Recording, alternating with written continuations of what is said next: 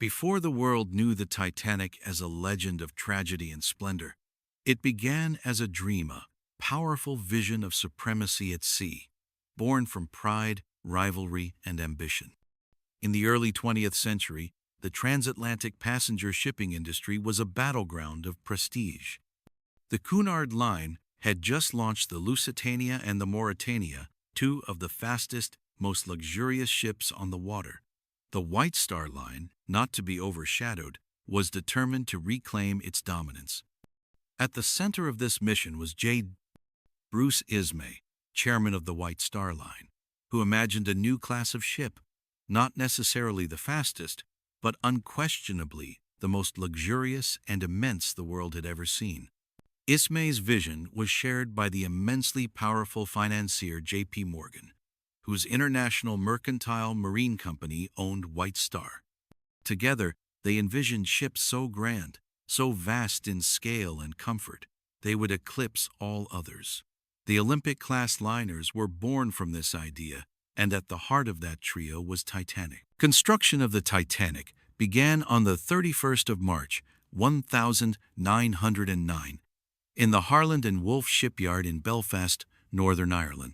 The project employed around 3,000 laborers and craftsmen working day and night. It was a feat of engineering unlike any the world had seen. Titanic was designed by Chief Naval Architect Thomas Andrews, a man known not just for his brilliance, but for his empathy. He would later walk the decks as the ship went down, helping passengers to safety, refusing to leave. The construction process took over 2 years. Titanic's keel was laid first, and from there, the massive steel frame was built up piece by piece. She boasted 9 decks, 4 towering smokestacks, only 3 of which were functional. The 4th was added for aesthetic balance, and lifeboats that could accommodate just over 1,100 people on number deemed sufficient by maritime standards at the time. Tragically, this decision was based not on maximum occupancy, but on the ship's projected ability to stay afloat long enough for other vessels to arrive. Titanic was fitted with state-of-the-art Marconi wireless telegraphy, a revolutionary communication tool for the time. Inside, she was a masterpiece of luxury. Her first-class staterooms were adorned with fine wood paneling, elaborate furnishings, and private promenades. There were libraries, lounges, a swimming pool, a gymnasium, and even an onboard Parisian-style café. For second- and third-class passengers, the accommodations were far superior to anything found on other ships of the era. It was this blend of modernity and opulence that elevated Titanic beyond mere transportation. She was a floating symbol of progress. On May 31, 1911, Titanic was launched with great celebration, watched by more than 100,000 people. Her fitting-out phase began immediately after, during which all interior and mechanical systems were installed.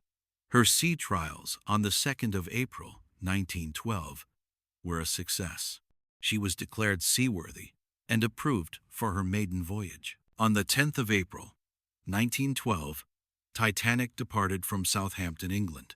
It was a Wednesday morning, and the port was buzzing with activity. The ship would make brief stops in Cherbourg, France, and Queenstown, now Cobb, Ireland, before heading west across the Atlantic. Aboard Titanic were some of the wealthiest individuals of the time. John Jacob Astor IV, one of the richest men in the world, Isidor Straus, co-owner of Macy's, and Benjamin Guggenheim. Alongside them were immigrants and working-class families seeking better futures in America. Titanic's crew numbered around 900, and most had never worked together before. Many were hired just days prior to departure.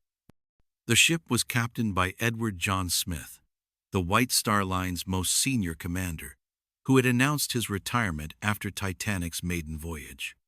Known as the millionaire's captain, Smith had a reputation for calm and authority. He, too, would go down with the ship. During the voyage, the mood on board was jubilant. First-class passengers enjoyed 11-course dinners, strolled the promenade decks, and discussed art and politics in gilded salons. Second-class travelers read newspapers in their own library and mingled in the smoking rooms. Even in steerage, the third-class passengers were treated to better food and lodgings than they had ever known. Titanic was, for many, a dream come true. As Titanic crossed the Atlantic, ice warnings began to arrive. On the 14th of April, 6 different ships sent messages reporting iceberg-laden waters in the vicinity of Titanic's path. Some warnings were posted in the chart room. Others never made it beyond the wireless operators, who were overwhelmed with passenger communications. That evening, the sea was eerily calm, the stars brilliant overhead, and the temperature dropping rapidly. At 11:40 p.m., Lookout Frederick Fleet spotted an iceberg looming directly ahead. He rang the crow's nest bell 3 times and phoned the bridge. First Officer William Murdoch ordered hard a starboard, and engines reversed. But Titanic's massive size and momentum made maneuvering difficult. She scraped along the iceberg's side, tearing open a series of compartments below the waterline. Titanic had been designed to stay afloat with up to 4 compartments flooded. The iceberg had breached at least 5. Water poured in. Thomas Andrews conducted a damage assessment and informed Captain Smith that the ship would sink within hours. The evacuation began slowly. Many passengers, still dressed in evening clothes, did not believe the ship was in real danger. Lifeboats were launched partially filled. As the bow dipped and the stern lifted, panic grew. Flares were fired. Radio calls for help were transmitted. The Carpathia responded but was over 50 miles away. By 2:20 a.m., Titanic broke apart. Survivors in lifeboats watched in horror as the ship's stern rose into the night sky, then plunged into the freezing Atlantic. Over 1,500 people perished. Many died within minutes from hypothermia.